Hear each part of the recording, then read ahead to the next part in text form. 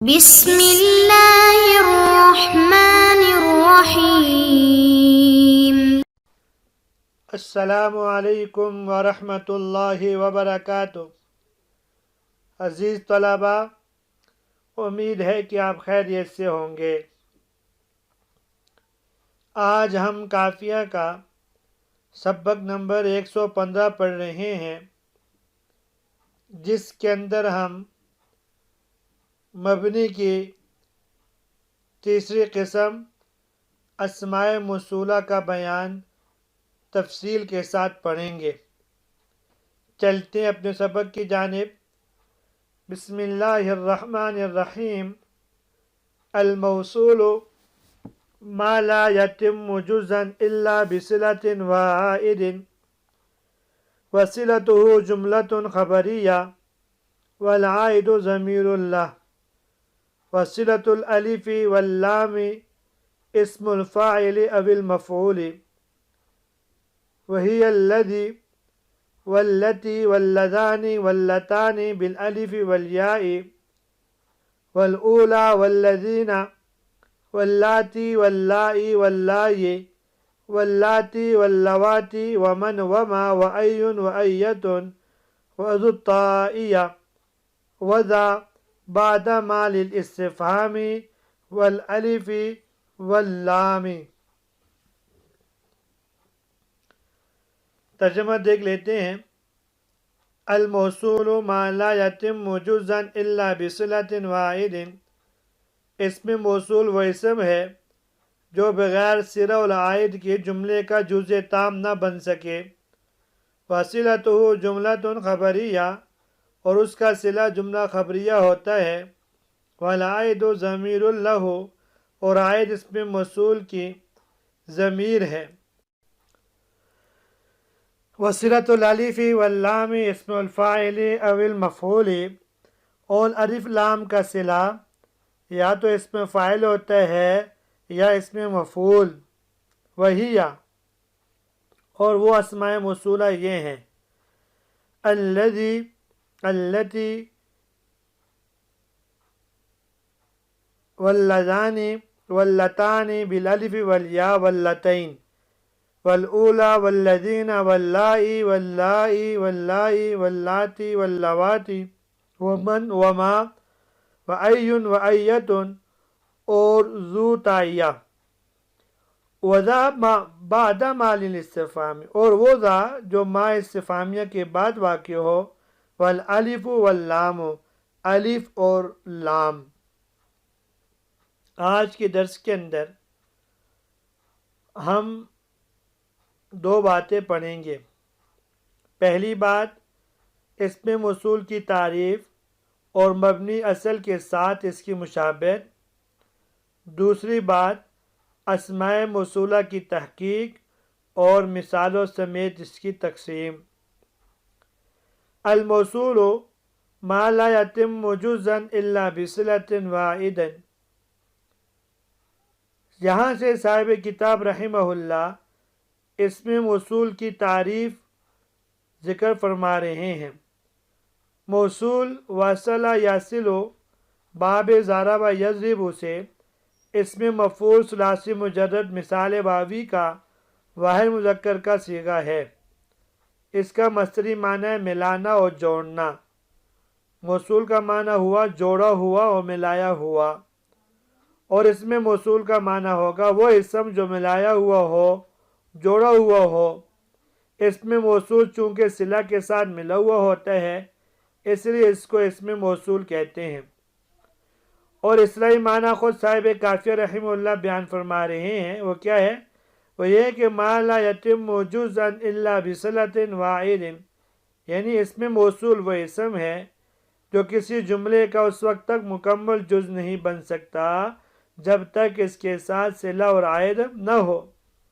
مکمل جز نہ ہونے کا مطلب یہ ہے کہ نہ مستند بن سکتا ہو اور نہ مستند الیہ بن سکتا ہو۔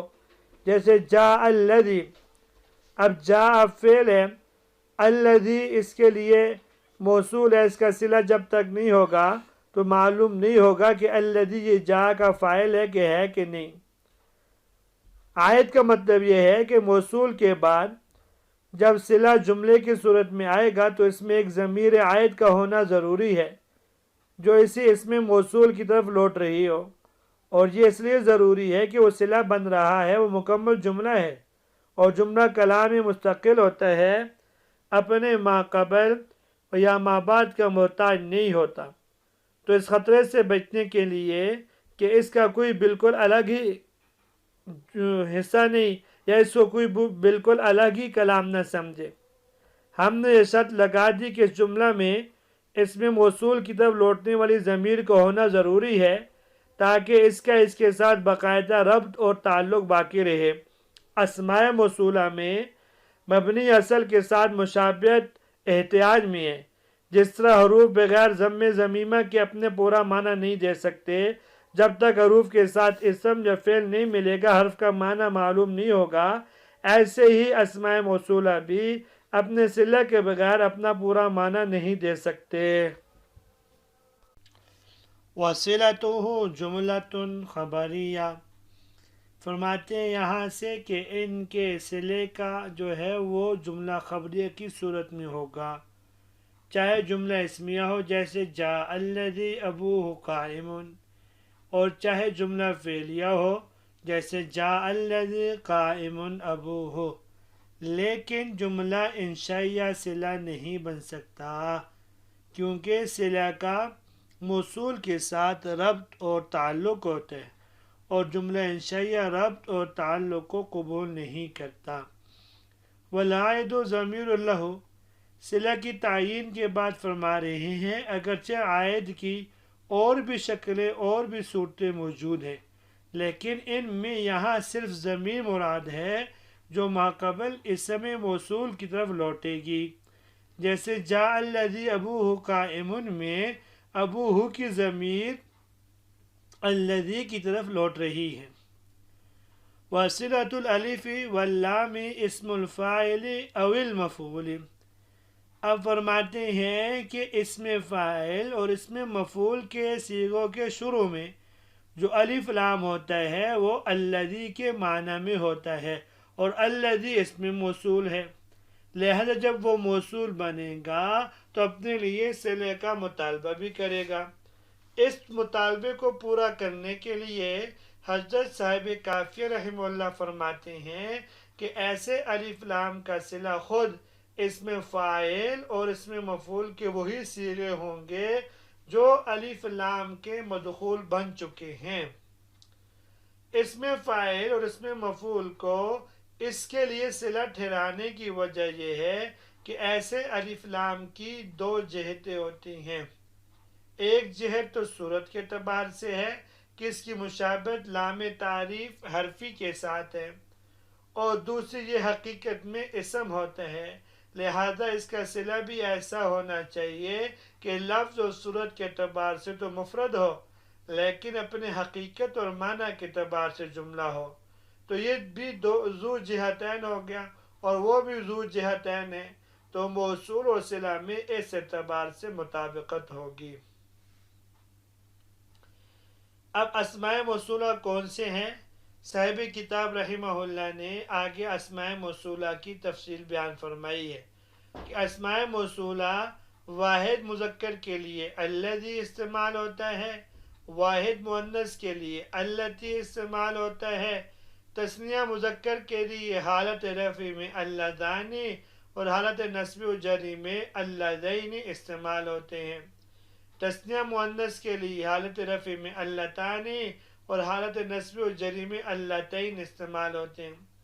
الذین الاولی بروزن العلا، الاولی بروزن العلا جمع مذکر کے لیے استعمال ہوتے ہیں، اللائی، اللائی، اللائی، واللاتی، اللاواتی، یہ پانچوں جمع مؤنث کے لیے استعمال ہوتے ہیں۔ ومن وما ایون ایتن وذو التعیہ وذا بعد ما للاستفہام والالف واللام، اس عبارت میں 7 اسماء موصولہ بیان فرمائے ہیں کہ من اصلاً ذوی العقول کے لیے ہے لیکن طبعاً غیر ذوی العقول کے لیے بھی استعمال ہوتے ہیں۔ اسی طرح ما اس کی مثال جیسے قرآن پاک میں یسبح للہ من فی السماوات و من فی الارض، اور ما اصل غیر ذوی العقول کے لیے ہے لیکن طبعاً ذوی العقول کے لیے بھی استعمال ہوتا ہے، جیسے کہ والسماء وما بناها ونفس وما سواها، اور یہ دونوں یعنی من و ما اپنے حقیقی معنی میں ہو یا مجازی معنی میں یا طبعی معنی میں، دونوں صورتوں کے اندر یہ واحد تثنیہ جمع یا مفرد تثنیہ جمع سب کے لیے یکساں استعمال ہوتے ہیں۔ ایون یہ الذی کے معنی میں ہے اور مفرد مذکر کے لیے استعمال ہوتے ہیں، پھر مفرد تثنیہ و جمع وغیرہ کے اعتبار سے اس کے آخر میں مناسب ضمیر لگائی جائے گی۔ مفرد مذکر کے لیے ایون، تثنیہ مذکر کے لیے ایہما، جمع مذکر کے لیے ایہم استعمال ہوتے ہیں۔ ایتن یہ التی کے معنی میں ہے اور مفرد مؤنث کے لیے استعمال ہوتا ہے، جیسے اضرب ایتہن فی الدار، ای التی فی الدار۔ وضو التائیہ، صاحب کتاب فرماتے ہیں بنو تے والے ذو کو بھی الذی کے معنی میں استعمال کرتے ہیں۔ دلیل ان کی سنان بن الفحل یا عبد المطلب صاحب کا ایک شعر ہے جو آپ لوگوں نے ہدایت النام میں بھی پڑھا ہوگا، فَإِنَّ الْمَاءَ مَاءُ أَبِي وَجَدِّي وَوِيرِي ذُو حَفَرْتُ وَذُو طَوَيْتُ، یہ ایک کنواں تھا جس کے پانی پر لوگ جھگڑتے رہتے تھے، تو شاعر نے آ کر کہا یقیناً یہ متنازع فی پانی تو میرے باپ اور دادا کا پانی ہے، اور اسی طرح میرا وہ کنواں جس کو میں نے کھودا اور میں نے اس کی منڈیر بنائی تھی۔ اس شعر میں دیکھیے ذو حفرت و ذو طویت، الذی حفرت اور الذی طویت کے معنی میں ہے۔ حقیقت یہ ہے کہ ذو دراصل دو معنوں میں استعمال ہوتے ہیں، ایک بمعنی صاحب کے اور دوسرا بمعنی الذی کے، اور جو بمعنی الذی ہے یہ اس میں موصول ہے جو کہ مبنی ہے، اور جو جو صاحب کے معنی میں ہے وہ مبنی نہیں ہے۔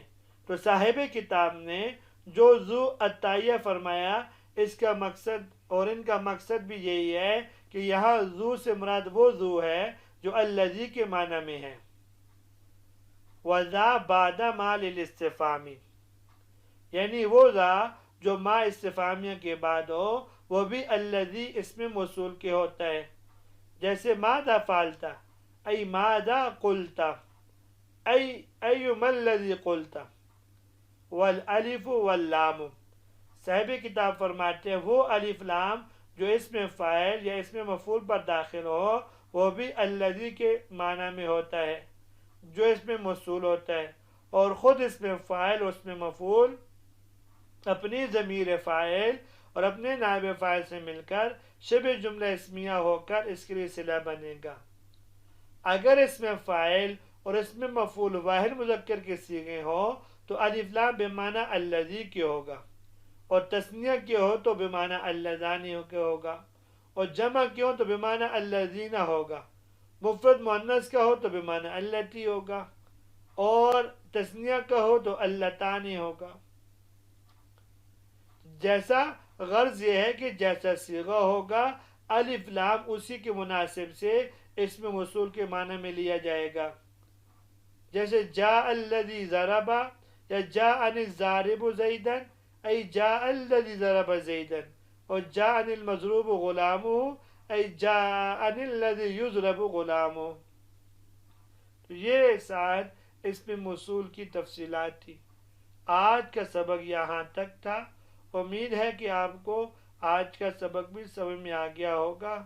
اجازت دیجیے، اللہ تبارک و تعالی ہم سب کی حامی و ناصر ہو۔ السلام علیکم ورحمۃ اللہ وبرکاتہ۔